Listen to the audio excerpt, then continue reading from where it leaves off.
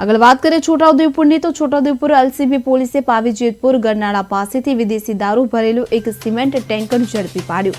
આ ટેન્કરમાંથી લાખો રૂપિયાનો દારૂનો જથ્થો મળી આવ્યો। પ્રાથમિક માહિતી અનુસાર દારૂનો આ મોટો જથ્થો હરિયાણાથી લાવવામાં આવ્યો હતો। આરોપીઓએ દારૂની હેરાફેરી માટે સિમેન્ટ ભરવાના ઔદ્યોગિક ટેન્કરનો ઉપયોગ કર્યો હતો અને દારૂને ટેન્કરની અંદરની ખાસ ગુપ્ત જગ્યામાં છુપાવ્યો હતો। આ ગુપ્ત ભંડારને બહાર કાઢવા માટે પોલીસે ગેસ કટરનો ઉપયોગ કરવો પડ્યો હતો। આશરે 2.5 બાય 2.5 ફૂટ જેટલું કટિંગ કરીને દારૂની પેટીઓ બહાર કાઢવામાં આવી હતી। એક અંદાજ અનુસાર ટેન્કરમાંથી 700 થી 1000 જેટલી વિદેશી દારૂની પેટીઓ મળી આવી કે જેની કિંમત લાખો રૂપિયા આંકવામાં આવી રહી છે। કાર્યવાહી હાલ પાવી જેતપુર પોલીસ સ્ટેશન પાછળ ચાલુ છે અને જ્યાં ટેન્કરને મૂકીને મુદ્દામાલ બહાર કાઢવામાં આવી રહ્યો છે। પોલીસે આ કેસમાં એક આરોપીને ઝડપી પાડ્યો છે જેની પૂછપરછ ચાલી રહી છે। મોડી રાત સુધી આ કાર્યવાહી ચાલશે તેવો અંદાજ છે।